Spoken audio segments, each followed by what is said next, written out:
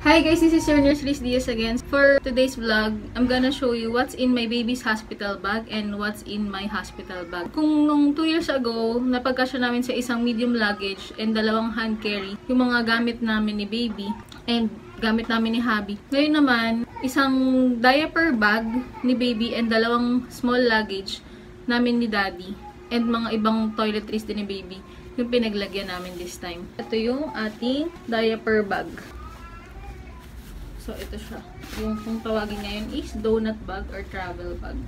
Ito yung napili kong bag ngayon ni baby. Kasi usually talaga Carter yung binibili ko na bag. However, kasi hindi na masyadong naglabas yung Carter ng design and new colors. So, meron na kaming red and blue. Yung napakita ko na nga sa vlog ko 2 years ago. Kaso lang ngayon, naghahanap ako. Walang ibang colors. And yung other design, hindi naka-pattern ng mga bags na nakuha namin for my eldest and for my baby girl. So, ito na lang yung pinili namin para kay Purple. So, medyo siya lang yung naiba. Maganda rin siyang bag. Marami siyang mga pockets. Yan. So, marami kang pwedeng pagsiksikan ng gamit. Sa loob, marami rin siyang pockets. Ang hindi ko lang nagustuhan dito is madaling masira yung zipper. Buti na lang napadala namin agad siya sa Mr. Quick and napaayos agad. Napapalitan namin tong zipper dito sa front and dito sa gitna.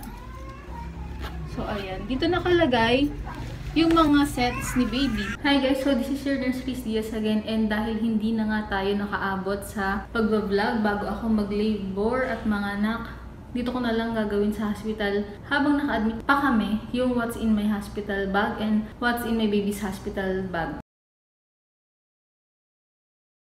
So unahin na natin yung bag ni baby. Sa bag ni baby, yung bag na pinakita ko sa inyo, yung donut bag, travel bag, and isang luggage na maliit yung sa kanya. Sa bag niya, ang mga nakalagay, naka-separate na to, na-disinfect ko na rin lahat to. So, naglagay na lang ako ng saktong sets. Kasi kung mapapansin niyo yung vlog ko before, 2 years ago, may receiving outfit ako, may discharge outfit set, tapos merong daytime set 1, 2, 3, nighttime set 1, 2.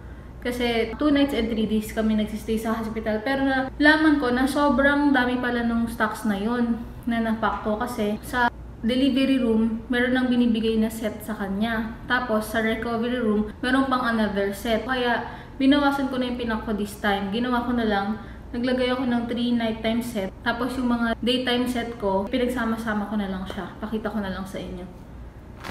So, syempre, meron tayong, ito yung mga extras na lampin and swaddles. Bale, 8 na lampins to, nabawasan ko ng dalawa. Tapos, meron tayong dalawang extra swaddle, nabawasan ko na rin.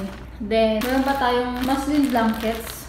So, 3 muslin blankets to, nabawasan ko na rin ng isa, kasi nagamit na namin kay baby. Ito naman yung sinasabi ko sa inyo na extra. 3 bonnet to, 3 cup, tapos 3 booties. Then, meron ding 3 pairs ng mittens. Just in case malaglag, ganun. Tapos, nandito na rin yung towel washcloth niya for bathing. Then, ito yung sinasabi ko sa inyo na daytime set na pinagsama-sama ko na. So, 3 pajama to na whites, 3 top, bali, 2 long sleeves, and isang short sleeve na white. Yung dalawang long sleeves, pink and blue. Tapos, yung short sleeve, yung all white. Tapos, yung pajama naman, 3 all white. So, parang ito na yung daytime set ko na sinusuot ko sa kanya. Tapos, meron tayong 3 nighttime set. Yan, ito yung 3 nighttime set. Pero, nagamit ko na last night yung isa. Kasi gabi na kami na-admit dito sa room namin. Gabi na kami na-transfer from recovery room. So, ang inclusion nito, kagaya naman ng vlog ko last time, merong mitten, merong frog suit coverall, merong cap, merong nappy, may booties or socks, may swaddle. Complete set na rin siya. Yan. Hindi ko na tatanggalin kasi naka-disinfect na yan eh. So, ito rin yung isa pang nighttime set. Yan, may swaddle, may frog suit coverall, merong mittens, may socks, may nappy, may bonnet. Yan. Tapos, meron lang akong 2 towel. Yan. Maliligo siya. So, kahapon kasi napaliguan naman siya habang pinaprepare siya bago idikit ulit sa akin. Kasi unang bigay sa akin kay baby ay yung unang yakap or essential newborn care. After nung lumabas siya sa akin, ganun kasi yung process. Tapos, paliguan na siya. Naka-isang ligo na siya. Tapos dito na sa room yung mga sunod na paligo. So, dalawa lang yung pinrepair ko. Sakto naman na to. Parang konti lang ngayon, pero halos hindi pa nga namin nagamit lahat eh. Kasi ito, pauwi na kami bukas ng lunchtime. So, discharge na namin bukas. So, isang nighttime set na lang magagamit ko. Tapos, isang daytime set na lang bukas. If ever, discharge outfit na lang. Saktong-sakto lang. Dami ko pang daldalang extras. Pero yung lampen, gamit na gamit kasi kada labas ni Daddy, kapag aalis siya, pinapalitan ko yung lampen pag nagamit na niya. Tapos, yun, pamunas ko sa kanya. Then, kanina, nalaglagan siya ng mittens, pinalitan ko na. Ito na may mga extra talaga kayong dala. So, aside dito, yung luggage naman ni Baby, ay ito yung mga nakalagay. So, yung mga toiletries. So, syempre, meron tayo dapat na mga laundry bag. So, ito lang yung recycled na clear ziplock ko. Galing pa doon sa nagamit ni Makina 2 years ago. So, dito yung mga dirty clothes na ni Baby. Hindi ko kasi pinagsasama yung laundry namin saka yung laundry ni Baby. So, ito may laundry bag siya. Tapos, mayroon akong 20 pieces na diaper. Kasi last time, ang dinala ko is 27.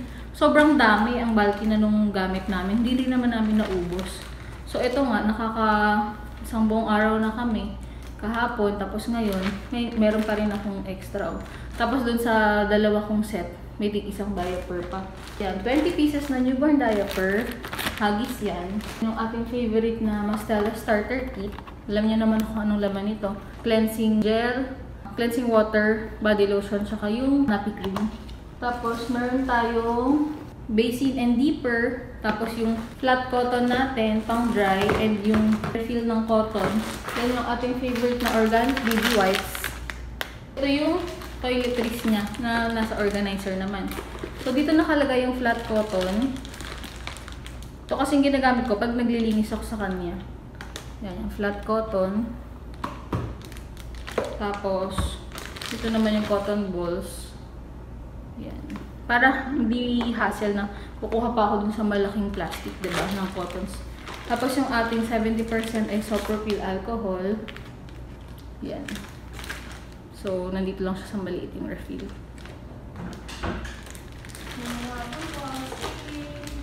Sige po. Then, yung kanyang aftercare kit. Yan, alam niyo naman na yung kung anong laman ito.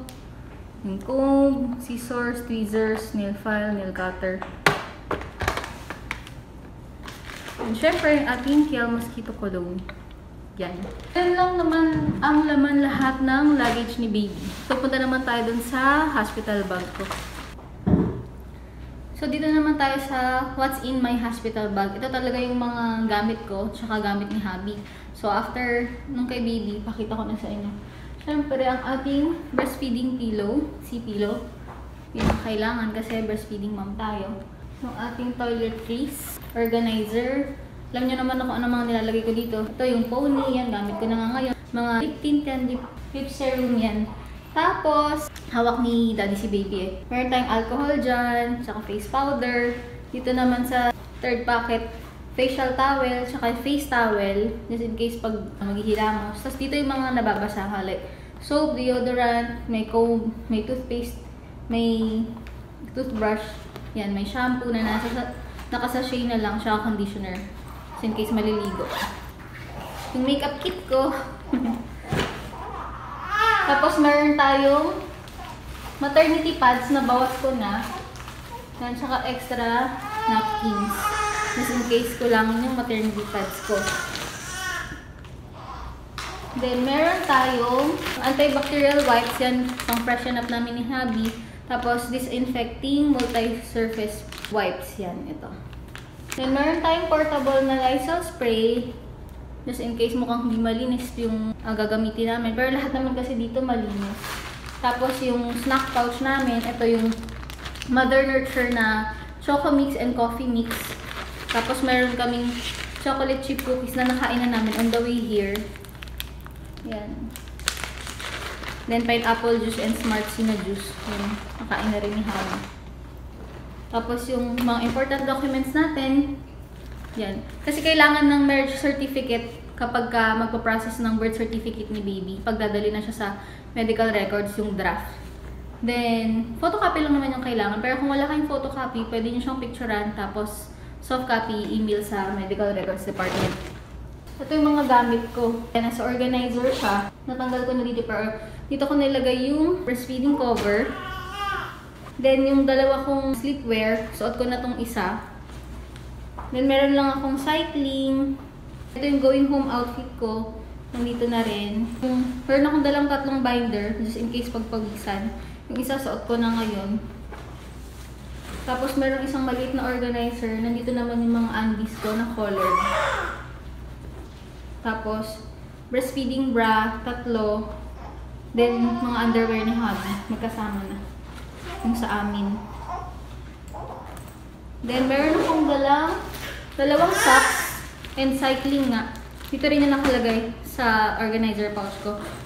Yung isang socks, gamit ko na. Itong dinala ko for hubby, hindi naman niya ginamit. Tapos, itong mga gamit na to ni daddy. So, hindi ko na ulit ipapakita kung anong laman nasa loob. Basta 3 set to ng top niya and shorts. May going home outfit rin and may jacket.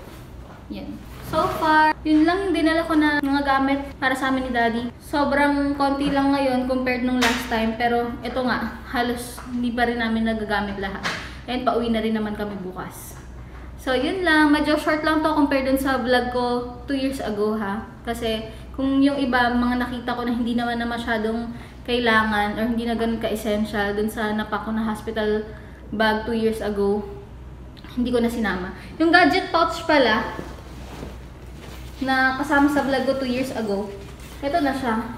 Ito na yung gadget pouch namin kasi nandito na yung camera, nandito na yung speaker, cellphone chargers, nandito na rin. So, yun lang. Thank you for watching. Bye!